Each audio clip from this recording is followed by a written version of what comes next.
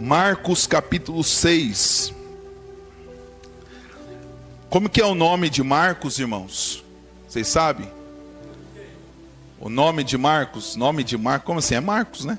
Nome de Marcos. Mas tem o nome dele completo. Quem sabe? Quem está na escola bíblica aí nos cultos de terça sabe. É João Marcos. Nome de Marcos. João Marcos. Mas é Marcos aqui, o Evangelho de Marcos, capítulo 6, versículo 53.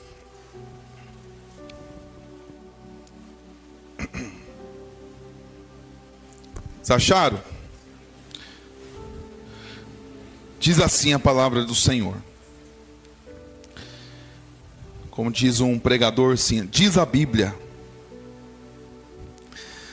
Estando já no outro lado, chegaram à terra de Genezaré, onde atracaram. Saindo eles do barco, o povo logo reconheceu Jesus.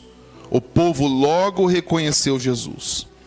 E eles, percorrendo toda aquela região, começaram a trazer em leitos os enfermos, e os levavam para onde ouviam que ele estava.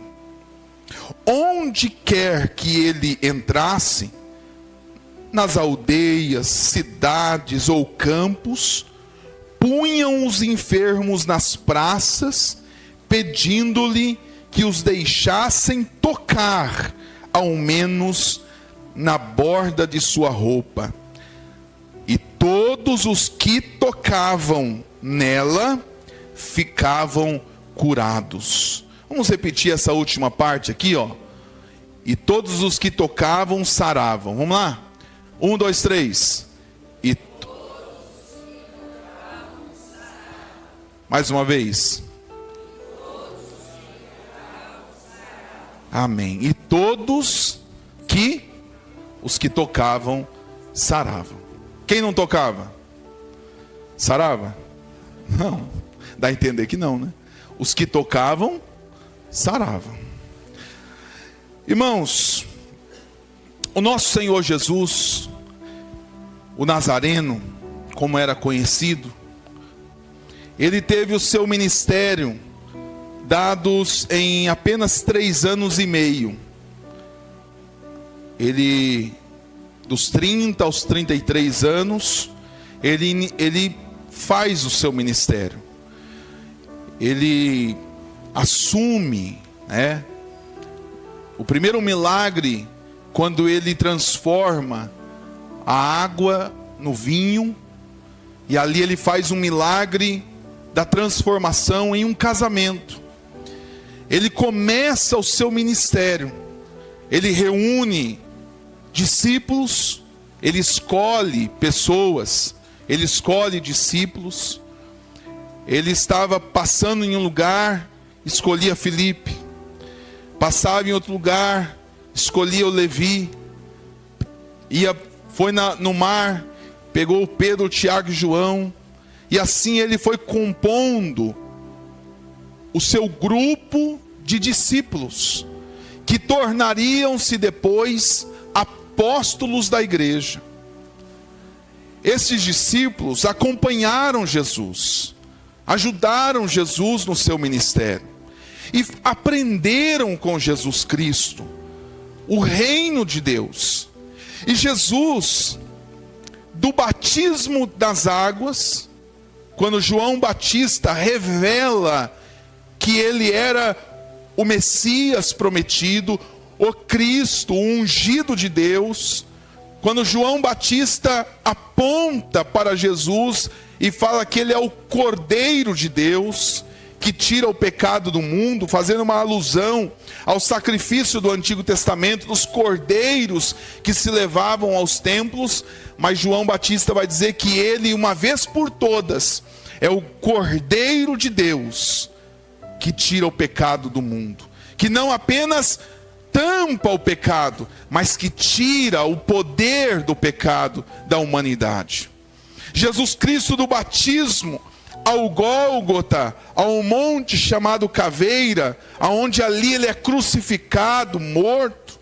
Nesse período desses dois eventos, do batismo e da crucificação, nesse percurso durou os 3 anos e aproximadamente 6 meses. O que ele fez durante este período? Nesse intervalo desses dois fatos cruciais da vida de Jesus Cristo, ele proclamou o reino de Deus na terra. Ele anunciou não só o reino, mas o poder do reino. Ele implementou o reino de Deus nos homens. E essa foi a missão nesse percurso dado por Jesus de trazer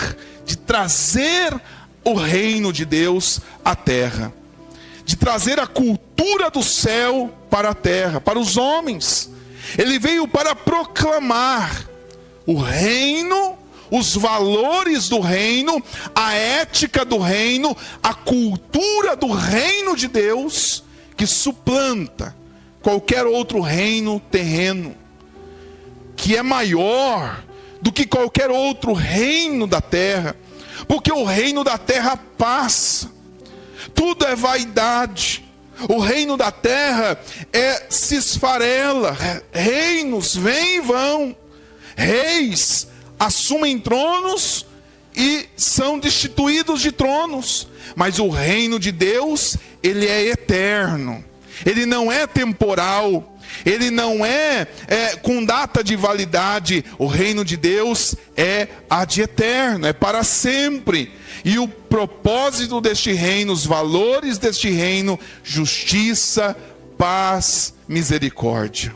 Este reino ele veio implementar, ele veio inaugurar, não só o reino, mas o poder do reino também, expulsando demônios que atormentavam as pessoas, curando os enfermos, trazendo vida ao que estava morto, trazendo liberdade aos cativos.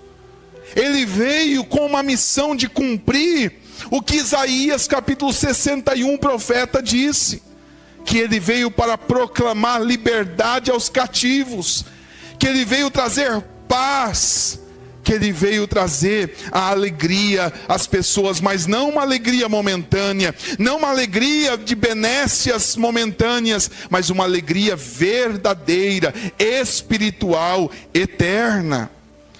Jesus Cristo, ele ensinava ao povo. Veja o que diz Mateus, capítulo de número 4, versículo 23. Diz assim, Mateus 4, 23. Jesus percorria toda a Galileia, ensinando nas sinagogas, pregando o evangelho do reino e curando todo tipo de doenças e enfermidades entre o povo. Jesus pregava nas sinagogas, nas igrejas da época judaicas. Jesus pregava nas ruas, nas praças. Jesus pregava nas praias. Jesus pregava nos lares. Ele ensinava o povo o reino. Em determinados momentos, Jesus também pregava a palavra de Deus, porque uma coisa é ensinar, outra coisa é pregar a palavra. O que é pregar? Pregar é aplicar a palavra ao coração das pessoas. Não só ensinava as verdades eternas, mas ele aplicava as verdades eternas ao coração dos ouvintes. E eles se regozijavam com o ensino e com a pregação de Jesus, porque a autoridade dele era tremenda, era diferente dos escribas, dos fariseus. Espantava de ver o conhecimento de Jesus, e não poucas vezes nós vemos que os ouvintes aqui se maravilhavam dos ensinos de Jesus, das pregações de Jesus, porque havia verdade, havia aplicação, e as pessoas de fato eram transformadas. Não era um discurso apenas, não era uma narrativa apenas, mas era algo que trazia vida. Algo que trazia vida ao coração deles. Então era completamente diferente. Jesus fazia toda a diferença. Ele pregava, ele ensinava, mas aliado às pregações, aos sermões, aos ensinamentos de Jesus, havia também no ministério de Jesus muitos prodígios, muitos milagres, muitas curas. Jesus, aonde ele ia, a fama se espalhava, porque as pessoas eram curadas, as pessoas eram transformadas. Jesus Cristo, ele trazia amor, e ele tinha compaixão das pessoas que sofriam, e as pessoas que quando estavam ali, Jesus então recuperava a saúde delas. Jesus curava, Jesus andou sobre o mar, Jesus expulsou os demônios, Jesus curava os cegos, os paralíticos. A fama de Jesus se estendeu em todos os lugares. Jesus foi um fenômeno em seu ministério terreno. 3 anos, Jesus foi um fenômeno. As pessoas, aonde Jesus estava, elas iam atrás de Jesus. Existia 3 ou 4 tipos de grupos. As pessoas iam atrás de Jesus. Havia aqueles que eram curiosos. Vamos ver o que estava acontecendo, vamos lá ver. Sempre há um rebuliço, sempre há alguma coisa. Então aqueles que não iam por outro objetivo, iam por simplesmente curiosidade. Haviam aqueles que queriam somente serem curados, somente receber a bondade de Deus, sem nenhum tipo de compromisso e aliança. Não queriam saber do reino, não queriam saber da pregação, dos ensinos, mas queriam ser curados. Existiam aquelas pessoas também que iriam para criticar, que eram os religiosos da época, os críticos. Eu vou lá para pegar Jesus em um momento, em uma fala, em alguma situação. Eles iam para criticar Jesus.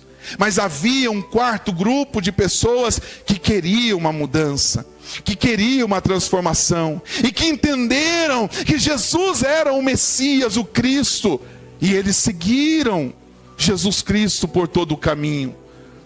Será que esses grupos de pessoas ainda existem, irmãos? Os curiosos, os críticos, os que só querem as bênçãos, e aqueles que vão para adorar de fato. Existiam lá, não sei se ainda existem. Não sei se ainda existem esses grupos. Que grupo você pertence? Dos curiosos? Daqueles que só querem as bênçãos de Deus? Sem nenhum tipo de aliança e compromisso de entrega, de rendição?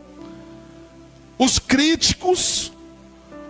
Ou você é um verdadeiro adorador, é a igreja do Senhor, é a noiva de Cristo? Qual grupo você pertence? Que Deus fale ao teu coração. Mas havia esse grupo de pessoas. A fama de Jesus se estendeu e as pessoas iam por diversas motivações, mas elas iam atrás de Jesus. Jesus era um fenômeno. Aonde ele ia, multidão e multidões cercavam o Senhor Jesus. A ponto, irmãos, das pessoas querer tocar em Jesus. As pessoas queriam tocar em Jesus em todo momento. Olha o texto que nós lemos, eu vou ler de novo. Estando já no outro lado, chegaram à terra de Genezaré, onde atracaram, foram de barco. Saindo eles do barco, o povo logo reconheceu Jesus. E eles, percorrendo toda aquela região, começaram a trazer leitos de enfermos e os levaram para onde ouviam que ele estava. Aonde Jesus está, levavam os leitos, os enfermos, os doentes. Onde quer que eles entrassem, em aldeias, cidades ou campos, colocavam enfermos nas praças, pedindo-lhes que os deixassem tocar ao menos na sua roupa. deixe-me tocar em Jesus, porque se eu tocar na sua roupa, se eu tocar na orla do seu vestimenta, eu vou ser curado. E a Bíblia diz, olha ali, e todos os que tocavam eram curados. Todos os que tocavam, o Senhor manifestava graça, o Senhor manifestava amor, o Senhor manifestava poder, o Senhor manifestava virtude, e as pessoas eram curadas. O nome de Jesus era glorificado, o nome de Deus era exaltado, e as pessoas queriam então tocar em Jesus, porque tinham a certeza de que elas seriam curadas, abençoadas e transformadas. Se fosse hoje, você quer tocar em Jesus Cristo? Você gostaria de tocar em Jesus? Jesus está aqui nesta noite, você crê nisso, irmãos? A Bíblia diz, onde 2 ou 3 estiverem reunidos em seu nome, Ele nos fez uma promessa: eu estarei convosco, eu estarei no meio de vós. E nós não estamos aqui reunidos no nome de um homem. Vocês não estão aqui por causa de mim, vocês não estão aqui por causa do pastor Edson, vocês não estão aqui por causa de outro alguém. Vocês estão aqui por causa de Jesus Cristo, e Ele está aqui nesta noite, e nós podemos o tocar, nós podemos tocá-lo pela fé, nós podemos tocá-lo pela fé. O justo viverá pela fé. Irmãos, se nós tocarmos em Jesus, as coisas podem mudar, as coisas podem ser transformadas. Por quê? Porque Jesus tem isso para nós. Às vezes, algo está indo em um curso, algo está indo em uma direção, mas se nós buscarmos ao Senhor, se nós orarmos, se nós clamarmos, se nós buscarmos, as coisas mudam, porque Deus tem esse poder. Não poucas vezes o Senhor disse a profetas: eu trarei destruição sobre este povo, mas se eles se converterem, eu os abençoarei. Ou seja, se eles tocarem em meu coração, se eles tocarem em mim, eu vou mudar. Se nós, irmãos, às vezes nós nos sentimos tocados, não é verdade? Por pessoas, por gestos, por atitudes de pessoas, nos sentimos tocados, e quando nós nos sentimos tocados, nós agimos em fazer algo a favor desta pessoa que tocou o nosso coração. Se nós, sendo maus, sabemos fazer isto, imagina Deus. Imagina Deus. Quando nós temos a expressão: aquela situação tocou o meu coração, aquela atitude tocou o meu coração, aquela pessoa ganhou a minha simpatia, aquela pessoa tocou no meu coração. Será que nós tocamos no coração de Deus? Nós devemos tocar no coração de Deus. Se nós queremos as bênçãos, nós teremos que tocar ao coração de Deus. Que nós possamos tocar, como essas pessoas queriam tocar. Será que nós queremos tocar em Deus, em Jesus? A Bíblia diz em 2 Crônicas 7,14: se o meu povo, que se chama pelo meu nome, se humilhar, orar e buscar a minha face, e se converter dos seus maus caminhos, ou seja, se eles me tocarem, eu ouvirei dos céus, eu perdoarei os seus pecados, e eu sararei a vossa terra. Então, o Senhor muda o curso da nossa vida, quando nós o tocamos.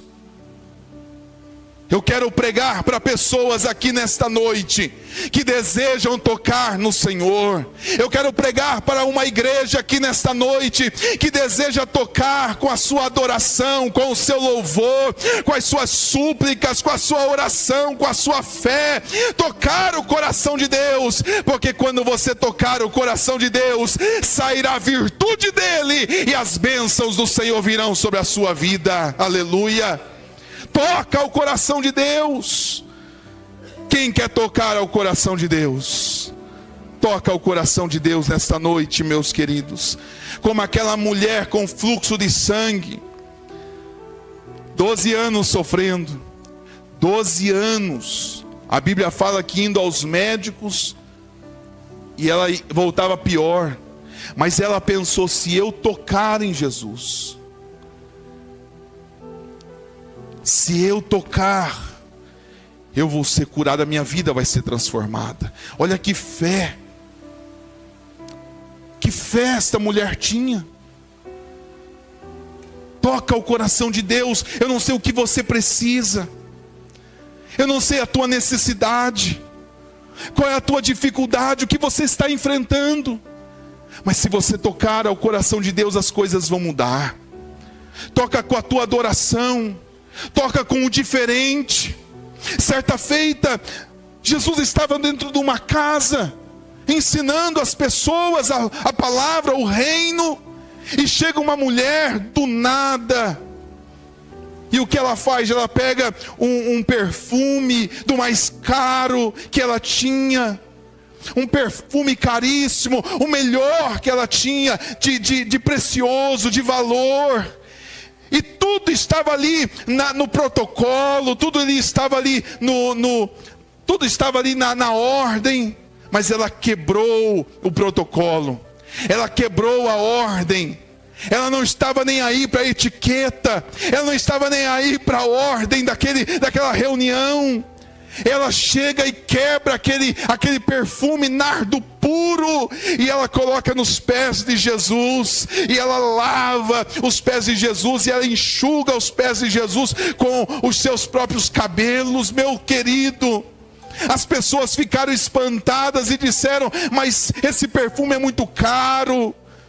Ela fez isso, Jesus falou, deixa, porque ela tocou no meu coração com esta atitude. Muitas vezes, tocar em Deus, tocar em Jesus, nós precisamos às vezes quebrar a roda, quebrar o protocolo, quebrar a ordem, para que nós possamos tocar no coração de Deus, fazer o que ninguém faz, fazer o nosso melhor. Toca em Deus, toca em Jesus com a sua fé. Essas pessoas tocaram em Jesus e elas eram curadas, elas eram abençoadas. 3 coisas acontecem com quem toca em Deus. 3 coisas acontecem com quem toca em Deus. Se você quer tocar em Deus, se prepare para surgir e ser abençoado dessas 3 formas. A primeira coisa que acontece com quem toca em Deus é que quem toca em Deus é perdoado. Quem toca em Deus é perdoado. Jesus Cristo estava ensinando numa casa, mais uma vez. Aqueles 4 amigos, que eu preguei aqui também esses domingos atrás, subiram no telhado, abriram um buraco, desceram aquele paralítico. Aquilo tocou o coração de Jesus. E Jesus disse para aquele homem, os teus pecados estão perdoados. Quando nós tocamos em Deus, os nossos pecados são perdoados, irmãos. O que é perdão? O que é ser perdoado? Perdoado é ser absolvido. Perdoado é ser desculpado. Perdoado é lançar fora a sentença que era contra nós. Não importa o que você fez, Não importa aquilo que está maquinando na sua cabeça, e o adversário, que é o acusador da nossa alma, ele vem contra você e te lança em rosto o teu pecado, e sempre joga na tua cara o que você fez, e você se sente culpado, você se sente amargurado. Mas nesta noite o Senhor está dizendo para você: toque em mim, porque eu tenho perdão para a sua vida, eu tenho absolvição para você, eu vou te libertar dessa escravidão da culpa, em nome do Senhor Jesus. Eu tenho perdão para a sua alma. A Bíblia diz em Provérbios 28:13: aquele que encobre sua transgressão nunca prosperará, mas aquele que confessa e deixa alcança misericórdia. Aquela mulher adúltera que levaram na frente de Jesus, Jesus ensinando na beira da praia, desenhando na areia. Aqueles homens trouxeram aquela mulher adúltera, mas não trouxeram o homem adúltero, mas trouxeram a mulher adúltera. E chegaram para Jesus tentando pegá-lo, e disseram: olha, a lei de Moisés manda apedrejá-la. E agora, Senhor? E agora, Jesus? Jesus olha para eles, porque aquela situação tocou ao coração de Jesus. E ele disse: quem não tem pecados, atire a primeira pedra. As pessoas já estavam com as suas pedras nas mãos. Uma a uma foi deixando a pedra cair, olhando para dentro de si. Quem sou eu para julgá-la pecadora? Porque muitas vezes eles eram piores do que aquela mulher. E foram embora, e ficou apenas Jesus e aquela mulher. E o único que não tinha pecado, o único que poderia apedrejá-la, era Jesus. Jesus na frente dela, eu contextualizando a palavra, talvez ela comece a chorar com tanto amor. E Jesus disse: filha, os teus pecados foram perdoados.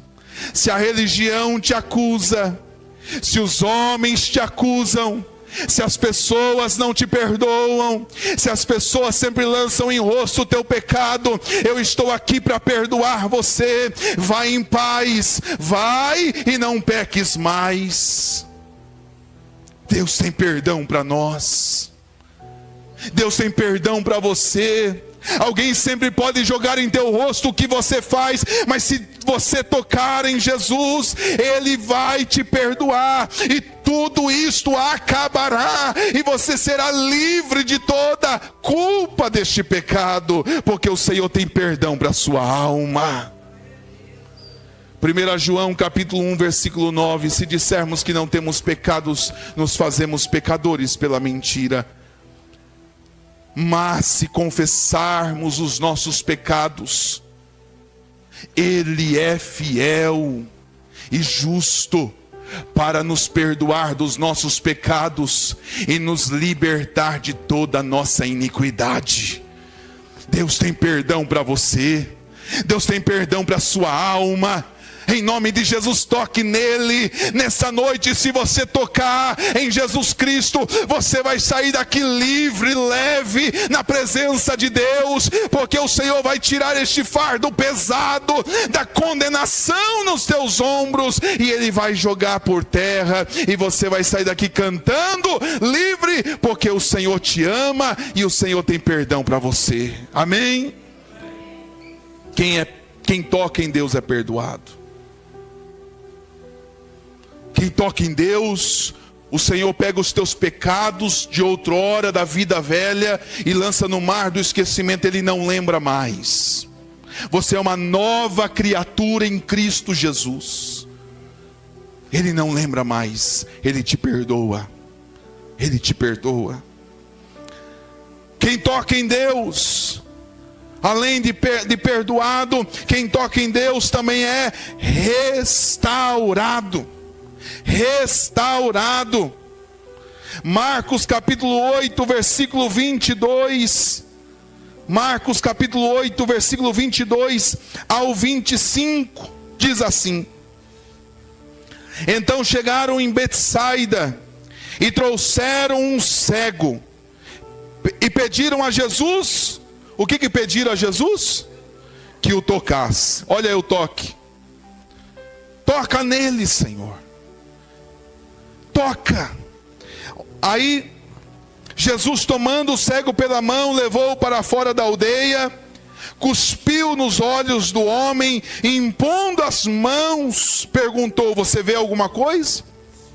O homem, recuperando a visão, respondeu: vejo pessoas, mas a minha visão não está completa ainda. A minha visão está conturbada. Eu vejo pessoas, as pessoas parecem árvores que andam. Melhorou, mas não curou. Melhorou, mas ainda está embaçado. Versículo 25. Então Jesus novamente pôs as mãos sobre os olhos dele, e o homem passou a ver claramente, nitidamente, e ficou restaurado, e distinguia tudo de modo perfeito. E Jesus mandou para casa, recomendando: não entre na aldeia. Irmãos, quem toca em Jesus é restaurado. O que é restaurado? Restaurado é recuperado. Restaurado é reparado. Restaurado é consertado. Restaurado é reconstruído as suas forças. Quem toca em Deus, eu não sei que área da sua vida que precisa ser restaurada. Talvez a tua saúde precisa ser restaurada. Talvez a sua vida emocional precisa ser equilibrada, restaurada. Talvez a sua família precisa ser restaurada. Talvez a tua fé precisa ser restaurada. Eu não sei que área da sua vida que precisa de um conserto, de uma restauração, de uma recuperação. Talvez você não tenha ânimo mais para nada. Você está sem forças. Ei, eu quero te dizer, meu querido, o ano está acabando, mas em nome de Jesus, é no final do ano que Deus vai trazer bênção sobre a sua vida. Eu creio em nome de Jesus que é no finalzinho. Persevera, fica firme, não desanima, porque o avião só decola depois da pista, depois do fim. Você vai decolar, aleluia, nas coisas que Deus tem para você. É no final, é no último momento da pista, da corrida, é que você tem que imprimir maior força, porque é nesse momento que Deus vai te dar vitória. Em nome de Jesus, quem crê nisso, levante a sua mão para glorificar o nome de Deus. Aleluias. Se você está com suas forças minguando, enfraquecendo, a Bíblia diz em Isaías capítulo 40, versículo 29: sou eu, Deus, que dou força ao cansado e multiplico o meu poder sobre aquele que não tem vigor. Deus quer te restaurar. Toca nele. Toca nele. A Bíblia diz: venha a mim, todos vós que estáis cansados e sobrecarregados, e eu vos aliviarei. Se você está cansado, meu irmão, de alguma situação, eu não aguento mais, eu estou em fase de desistir, eu estou em fase de abandonar, eu estou em vias de olhar para trás, eu não vou aguentar. Ei, querido, toca em Deus, porque as suas forças serão restabelecidas, e o Senhor vai te dar vitória em nome de Jesus Cristo. Quem toca em Deus é perdoado, é restaurado, e quem toca em Deus, por último, é abençoado. Não tem ninguém que tocou em Deus e não foi abençoado. Olha o texto que nós lemos, Marcos 7, no versículo 56, no finalzinho: e todos que tocaram em Jesus foram curados. Não tem ninguém que tocou em Jesus e voltou do mesmo jeito. Quem voltou do mesmo jeito é porque não tocou em Deus, ou não foi tocado por Deus. Em Marcos capítulo 1, versículo 40, fala-nos dos leprosos. Os leprosos, ninguém podia tocar nos leprosos. Sabe o que era uma lepra? As pessoas leprosas eram segregadas da comunidade. Haviam lugares só para os leprosos. Era uma doença contagiosa. Ninguém queria ficar perto de leproso. A lepra era tida como uma maldição. Todos queriam distância de leprosos. Mas chegou onde Jesus estava 10 leprosos. Jesus não correu deles. E aqueles leprosos disseram: se o Senhor quiser, o Senhor pode nos tornar limpos. Jesus disse: eu quero. E sabe o que Jesus fez? Tocou neles. Tocou neles. E a Bíblia diz que os 10 foram curados, abençoados. Não há ninguém, não importa o que você precise, não importa o que você tenha, que você precisa, se você tocar em Deus, e Ele está aqui neste lugar, toca pela fé, toca crendo, toca confiando, toca com a tua adoração, toca com o teu louvor, toca, porque se você tocar em Deus, você vai ser abençoado. Sabe o que é abençoado? Abençoado significa livre para prosperar. Abençoado significa situações desfavoráveis tornarem-se felizes. Ser abençoado é ser bem-aventurado, ter as bênçãos de Deus sobre a sua vida. Deus quer que as bênçãos dele estejam sobre a sua vida, mas você precisa tocar em Deus. Quantos querem tocar em Deus? Vamos ficar de pé em nome de Jesus.